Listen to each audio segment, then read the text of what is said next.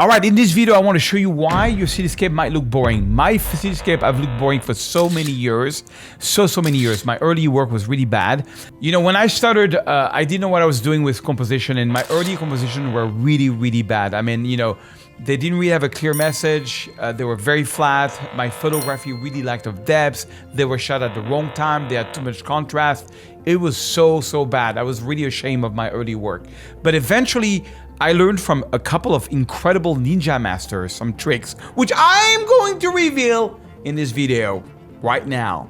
So before I show you my 15 best tips, which I learned from incredible ninjas, masters in photography, I want to show you a photo shoot I did with a medium format camera. So years ago, one night, I went out with a GFX 100S in Montmartre, one of the nicest area of Paris, one of the oldest area of Paris.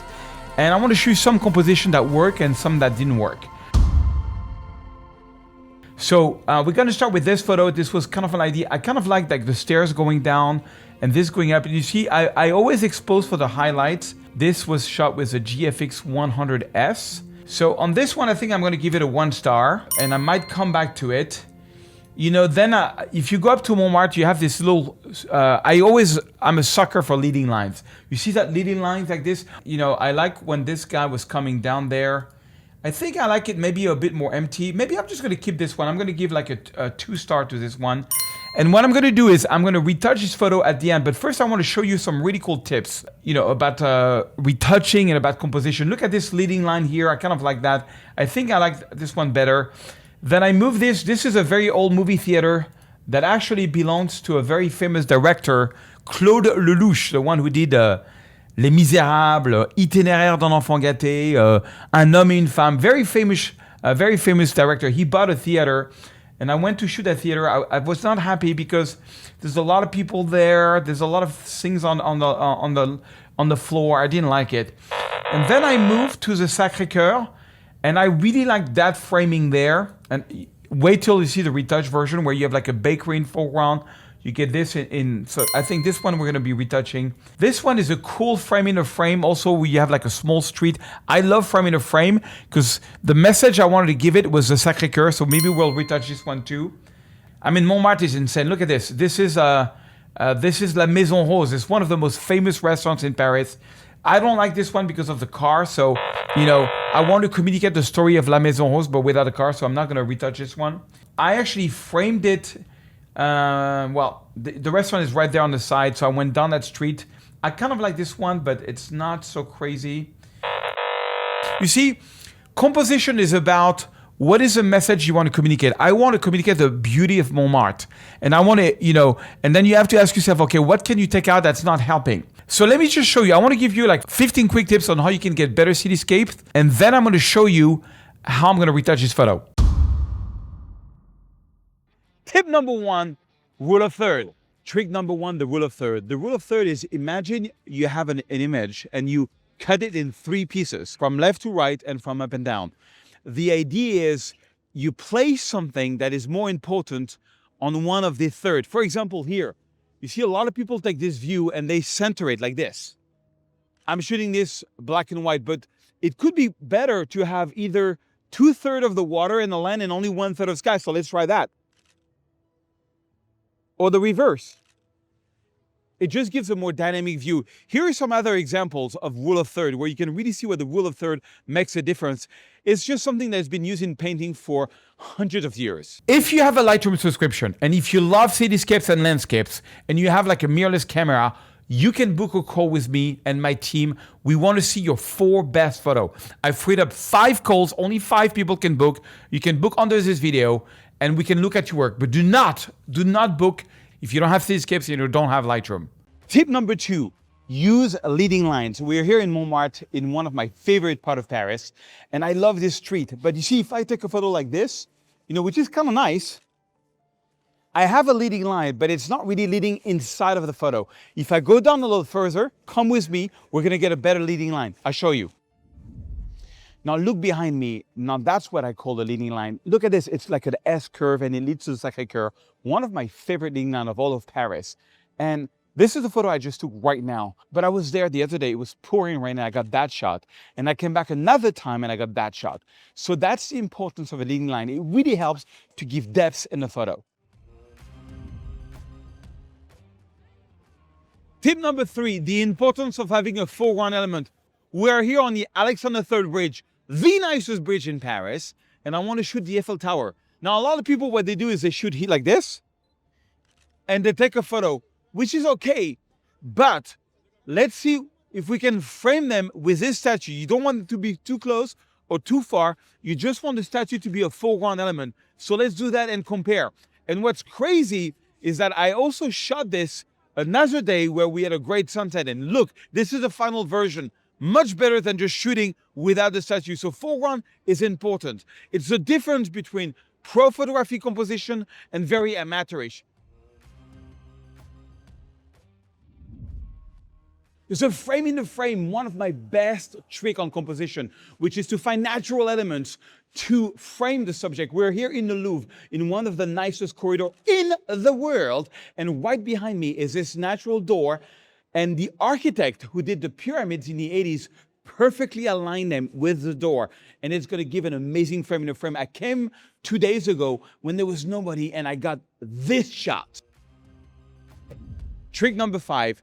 Shooting at the right time with the golden hour. The golden hour is either at sunrise, after that the sun has rise, or it is 1 hour before sunset. It's when the sun is low and everything is golden. Okay, we are here on the Art Bridge, and I came with Matteo, my director. We came here in November. We had an incredible sunrise, an incredible golden hour. Now look at the difference. You have a lot of people, versus sunrise, and you'll see the difference of photo. I mean, a lot of people just take daylight photo. Let's compare this photo that I'm going to take now versus the exact same framing that we shot here on the sunrise. Of course, the sunrise photo is going to sell a lot better in gallery because photography is all about riding the light. So shoot at the right time. Trick number 6, shoot at the blue hour.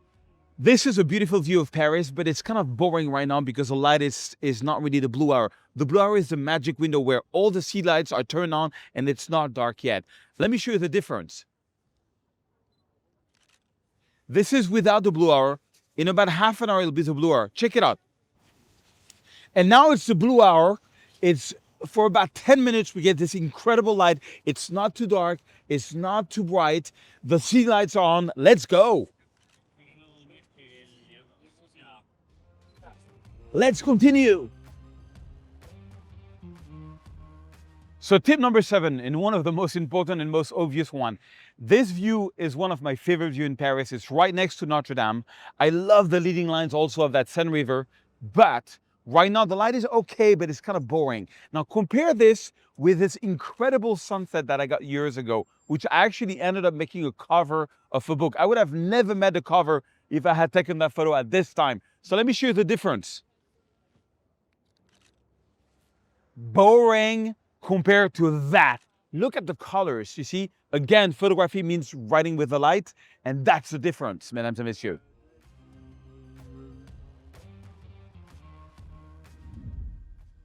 Another cool trick is to find high vintage points. Tip number 8, look in the city, research on Google, look on Instagram. I found this place, for example, which is the Tower of the Tour Montparnasse. It's the highest vintage points in Paris.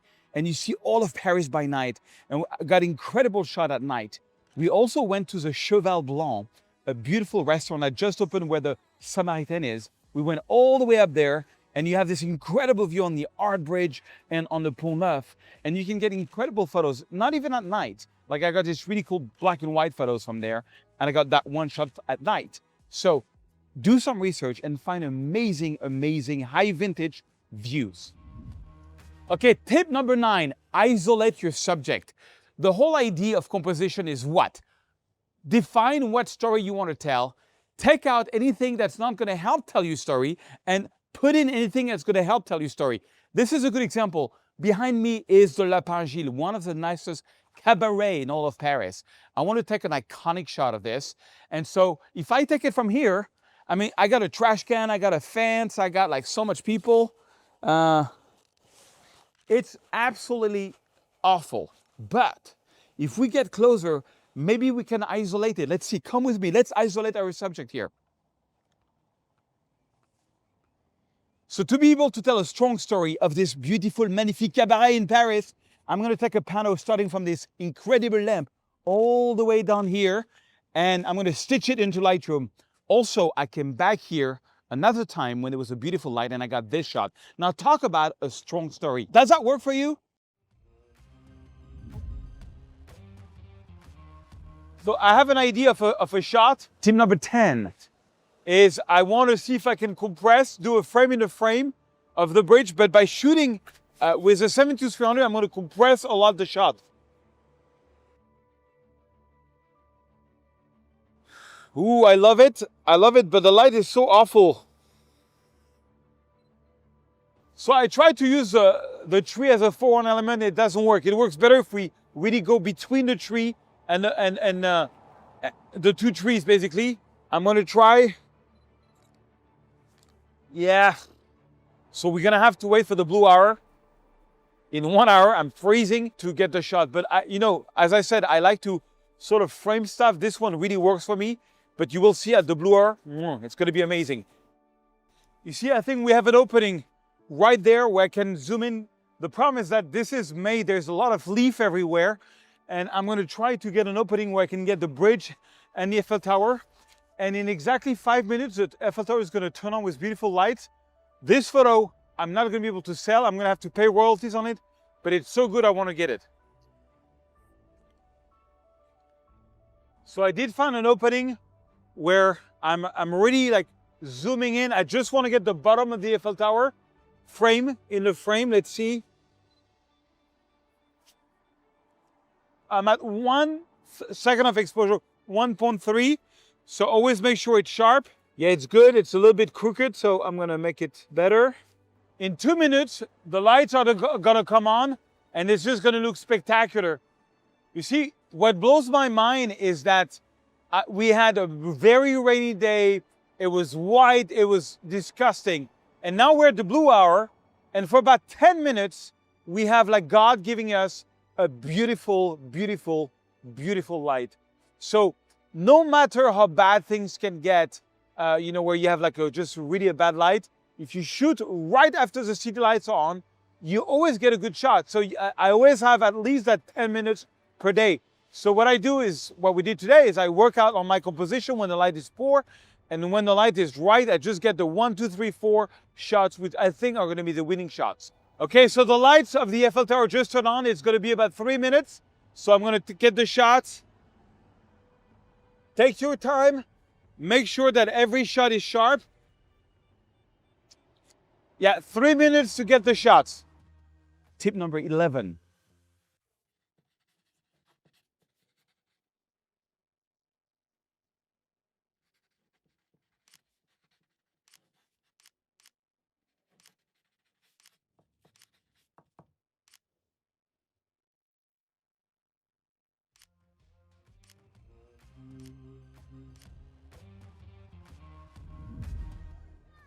One of the tricks that I like the most, tip number 12, is when you have an amazing view like this. I mean, we've got a leading line, we got a beautiful series of bridges in Paris, is to shoot very long exposure. I came back here a few weeks ago in November, and I put on an ND filter inside my camera, and I took a 5-minute exposure. 5 minutes. Now look at this. Look at the sky. Look at the water. The water is very flat. The sky is very stretchy. It's amazing. It really makes a view like this come to life. So you see the difference between no long exposure and a long exposure. The difference is crazy. One type of photography that I love is tip number 13. One type of photography that I love is long exposure with very graphical things like the Eiffel Tower. So the Eiffel Tower is very sharp. You put like an ND10, you get like a 2-3 minute exposure. You go at the lowest ISO you can, like ISO 50, and boom, you get the stretchy cloud and the Eiffel Tower that's very, very, very sharp. Beautiful, abstract kind of shootings.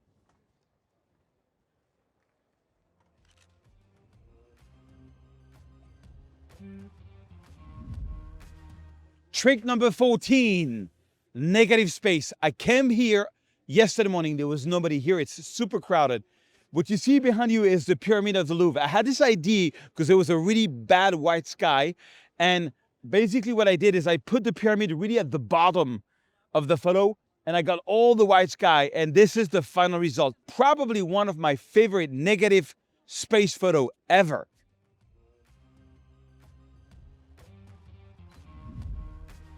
Last tip. I'm a huge fan of Alan Scheller. Check out his work on Instagram and on his YouTube channel. It's absolutely amazing. He specializes in this kind of urban photography where you find a lot of shadow like this tree. Look at this tree. It's a very old street in Paris. So we are in a shadow and we wait for the light to come and maybe you wait for one person to pass. What I do is I put my Sony in black and white. If you go to the creative style, you can put it in black and white. There's two kinds of black and white. Take the one that has the most contrast, and then what you do is you underexpose your photo a lot. And now I'm going to be taking shots like this where I have like, I'm in the shadow and there's just a shaft of light and like one person is passing. We have a couple of very old medieval streets here. We're going to be doing that. And check out the result. It's absolutely crazy. You can get the preset. I have special preset that will make this pop like crazy under this video. So let me show you. You see this wall behind me. When the sun is hidden by the clouds, you don't see anything. But when the sun is not hidden and it's full on, there's a tree that casts a shadow and it just makes a beautiful texture. Then I just have to wait for one person to pass and boom, I got like an Alan Scheller beautiful shot. Okay, so on this one, to go fast, I have a coaching program and I give all my students my professional Lightroom presets. So on this one, I'm going to use the Blue Hour one. You can find them for free under the video. Now, just a warm-up. If you click on the link under, you put in your email, I'm going to send you by email the preset. And then I'm going to try to upsell you on a course. You don't have to buy the course. You can. It would really help me. But you can get at least a preset. So if you see that page, it just means that the preset was sent to you. So whenever you use a preset, you have to do three things. You hold on the Option key if you're on a Mac, or the Alt key on Windows, and you make sure this is pure black. What you see here in magenta is pure black. You want to make sure you get about 2-3% of pure black. And then you want to back down the pure white. You want to make sure you just, at night, a little bit of pure white. And then you can play around with the white balance. I think I'm going to go to shade on this one. Shade with a bit of magenta. Actually, let's add even more blue to it. And I want to make it straight. This one is kind of cool. So look at this. I'm going to click on auto. I like this one. This one's kind of cool. I want to show you this one there with this one with a motorbike. Same thing. Let's use the AI night preset because it's really getting into the night. Look at that. One click, it's a bit too blue. So same thing, when you use the preset, you hold on the Option key. Yeah, that's good. I'm just going to make it a bit more warm and a bit more yellow. And I want to erase the trash can because they really don't help the video. So you go here, take the first one, Generative AI, and boom, we should be able to erase. Let's erase that in the trash can. Remove. So on this one, okay, you have different options. I don't know if you know this. Okay, perfect. You see, one option of replacement. It puts some grass there. I don't like that. Yeah, I like that. Yeah, I think I like number 2. Okay, cool. And this one is done. You see how fast it goes once you have the preset. And I look at the compositions here about the leading line, and everything is kind of there. Let's do this one. This one is, I think it's going to be my favorite. Let's use my night preset on this one too. And see what happens. It's good. It's good. Okay, hold on the black, the white. Let's back it down. And then maybe too much blue. Let's add a lot of warmth to it, a bit of magenta. Let's make it a bit brighter. Look at that. I like this one guy. This is really Montmartre. I like this one very much. And look at this one. This one is blurry. Let's see here. This one is blurry. Let me see if there's one that's sharp. Yeah, this one is a bit sharper. Yeah, this one is a bit sharper. And so same thing. Let's go to my night preset. Look at that. Look at that. Too blue, so we just add a bit of yellow. But voila. Anyways, I hope you learned a thing or two about composition. Make sure you subscribe to this video because I've got an amazing video coming up on an incredible popular look that will make your photos go viral. Mine have gone viral many times. This is how I worked for National Geographic. That's how I got picked up to be the official photographer of the city of Vegas. Make sure you subscribe to that next video.